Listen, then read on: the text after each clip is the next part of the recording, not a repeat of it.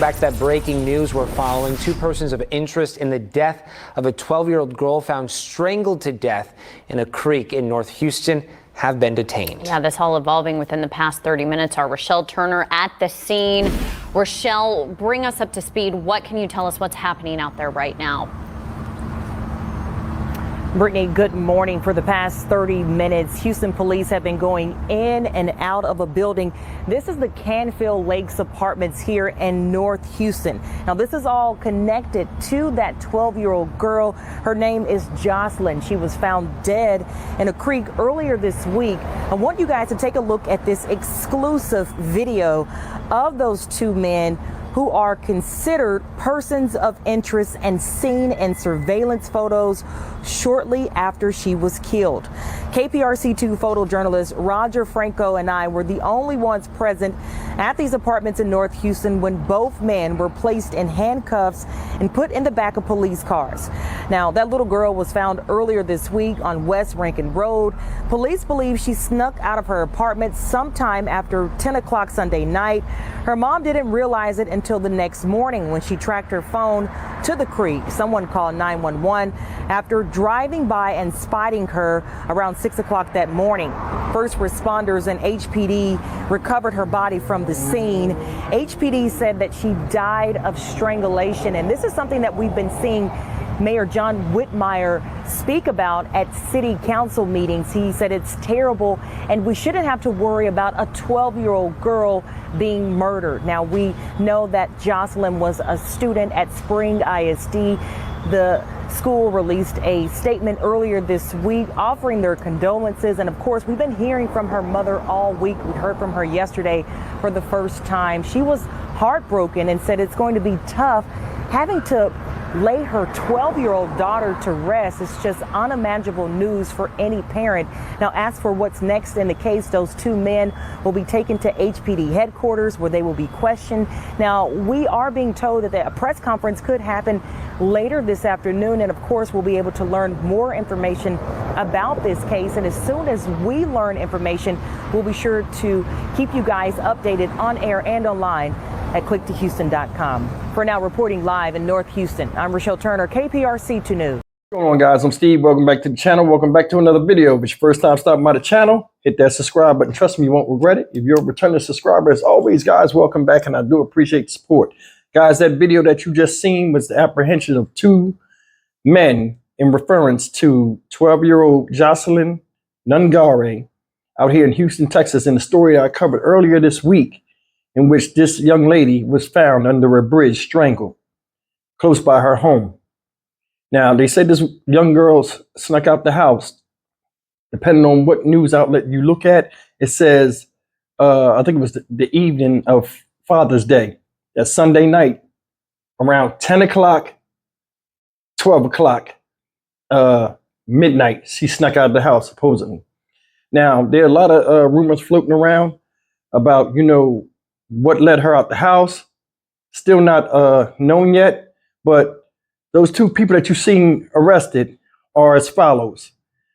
One is Franklin Jose Pena Ramos, 26-year-old man.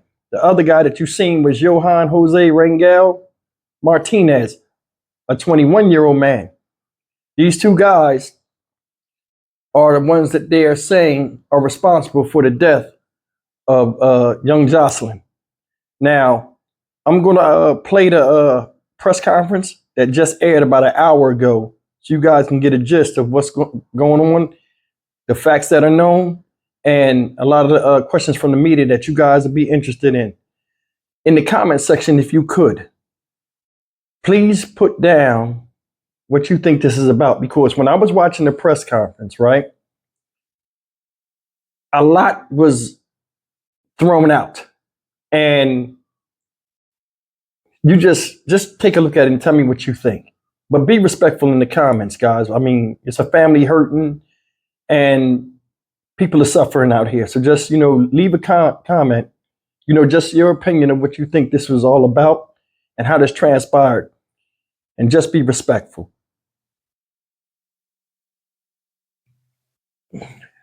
Go ahead and take a look. I'm at a loss for words. Good afternoon. I'm Caroline Collins. Right now, Houston police are providing an update into their investigation into the death of a 12-year-old girl. Jocelyn Nungary was found dead in a creek in North Houston early Monday morning. Let's listen in on that update. Before we get started,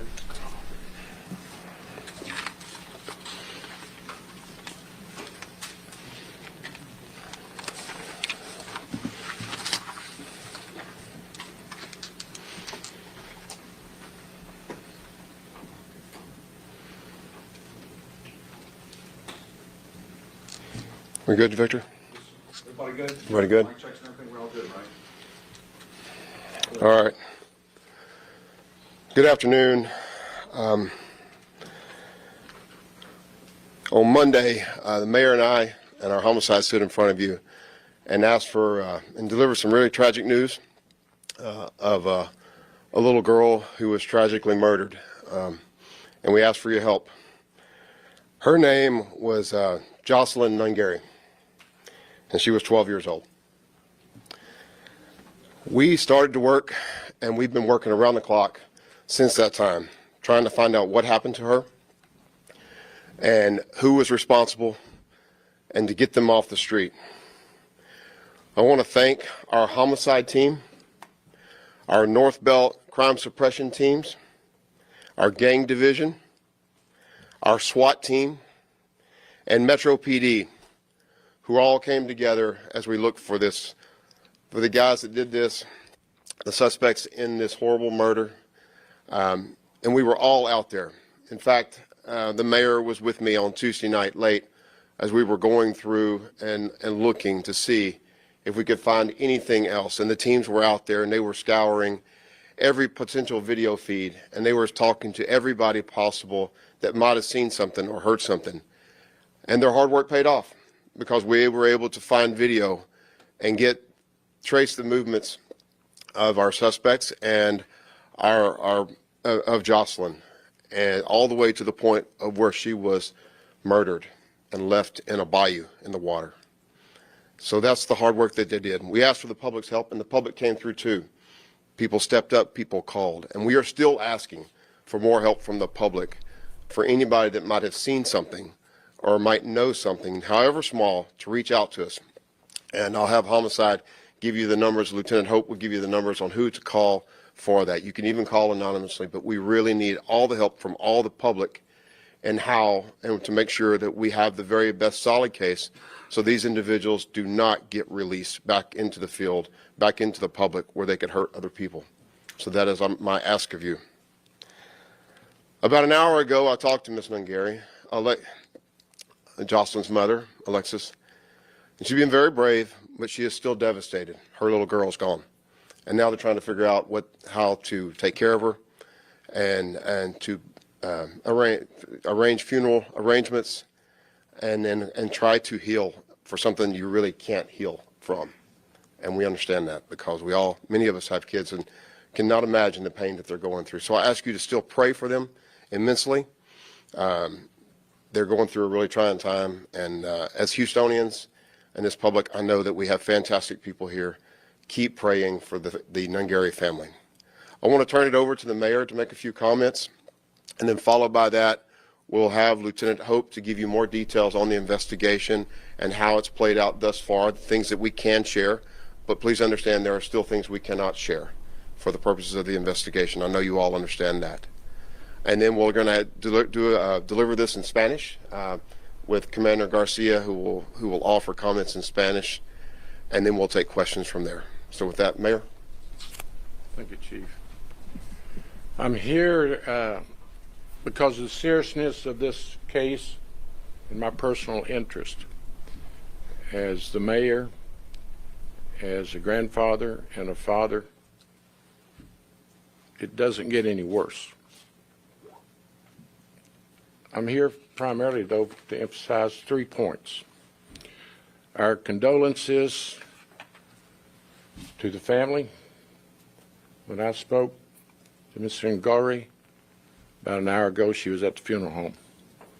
I'm concerned about their economic circumstances, and also to let them know that all of Houston, all the investigators, their neighbors, the retail merchants in the area, everyone that came forward with information.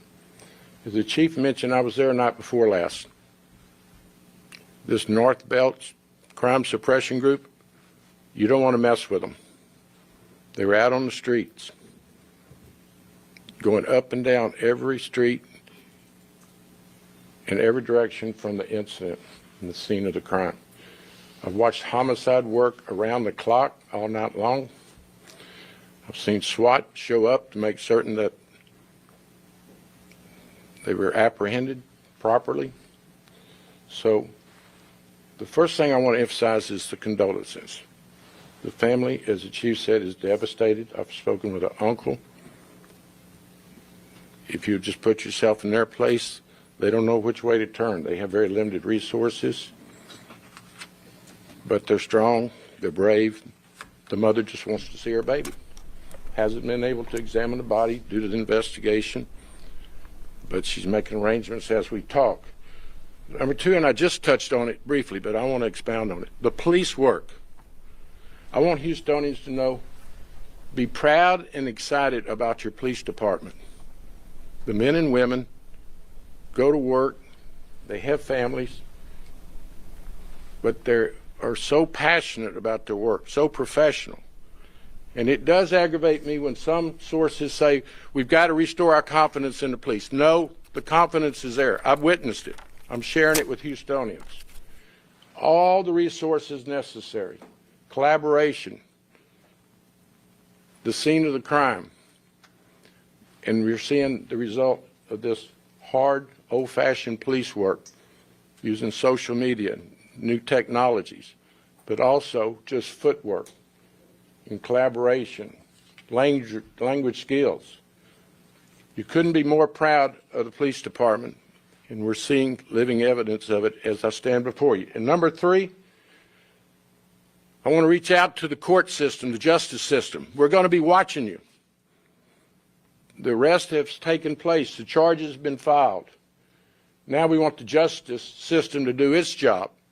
If there was ever a circumstance where you do not give someone bail, this is it. There are circumstances allowed that you can prevent bail. Take in consideration flight risk.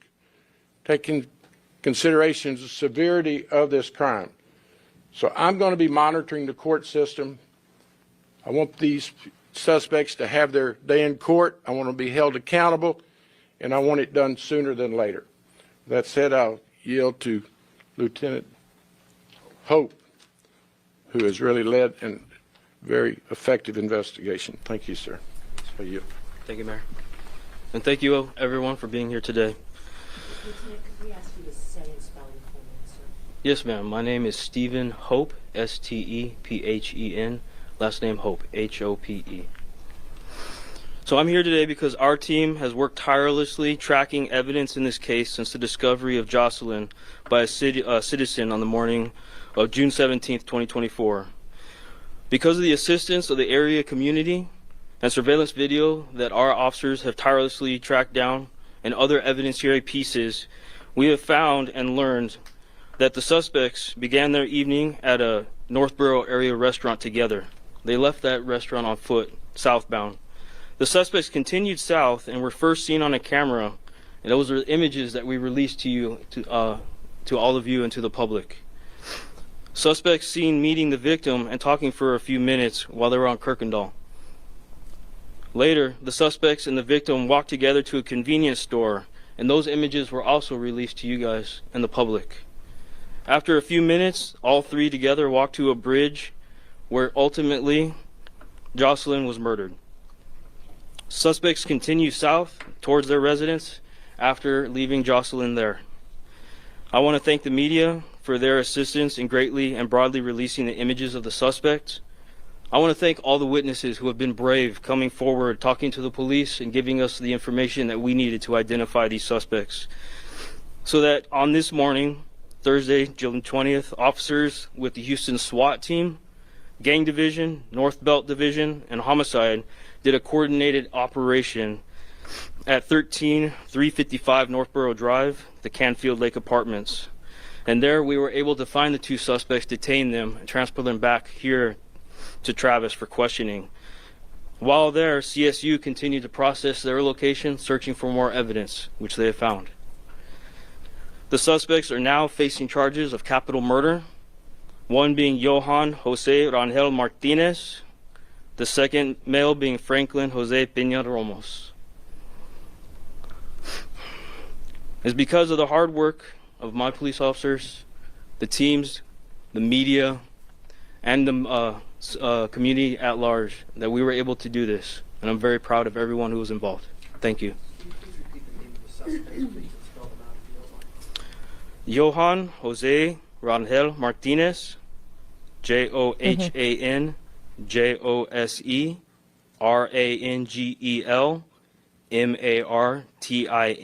Martinez, and Franklin Jose Peña Ramos, Franklin Jose Peña Ramos. And we will be updating you guys with images once the booking process is completed. We'll now take questions. Sources describe a pretty horrendous scene, her arms and feet tied up, undressed from the bottom down. What can you tell us about this scene, and do you believe that there was a sexual assault here as well? We're still doing a lot of that investigation. We have performed submitted for a sexual assault kit to be performed, the same kit on her. So that is still pending.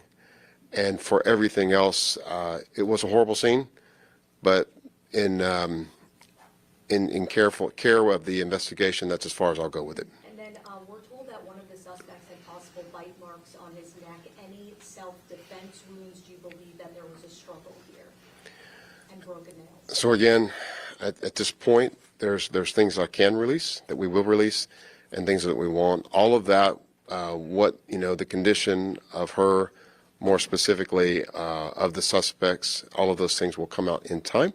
But for now, we are not confirming any details. And to be fair about what you just described, I don't have any information on that. Homicide might. But again, we're trying to make sure that we're being as careful with this investigation to get it all right. So I can't confirm anything at this time. You said that Martinez and Ramos are Venezuelan. Can you confirm that? And what is your citizenship? We have reached out to Homeland Security Investigations, HSI, and they are conducting that part of the investigation in terms of their status and legality here and those types of things. So I would defer to them and defer you to them for confirmation of those things. And to be clear, were they roommates living in the same unit? It appears that they were all residing in the same apartment, yes. Okay, so, and do we know how long they have lived in the area in that particular apartment? I don't know that for sure. We think maybe one a matter of months, but the other far less. And the lieutenant painted a very nice picture, thank you for that, with regards to what took place to this tragic ending. But if you can you provide us exactly about how long it took from the meeting to the breach? Yes. So it was in the evening of the 16th that they left that restaurant. It was during the nighttime, midnight hour almost, that they were walking. And we believe that it wasn't until shortly after 1 to 2 o'clock that they were at the bridge. So it was within a span of 3-4 hours. And is there a previous relationship between Jocelyn and these two men? How did they know each other? So as far as we can tell right now, the communication between everyone is still a part of the investigation. We've worked really, really hard to get to this point, but a mountain of work stands before us to be able to document and look through everything that we have left. We know that she lives in an apartment. Was it at the same complex or was it a different? No, it was a different. So when you mentioned that there's evidence that was found in the apartments, can you give details?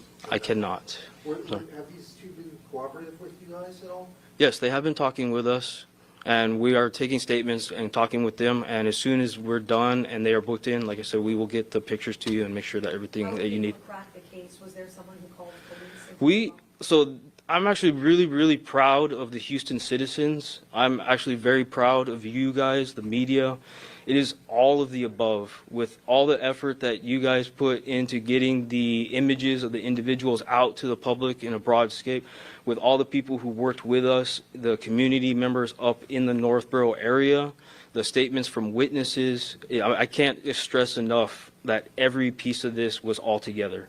If I can follow up on that question, please. One at a time. Ted, if I can follow up on that question there. What was the threshold that was crossed to where you were able to charge them with murder?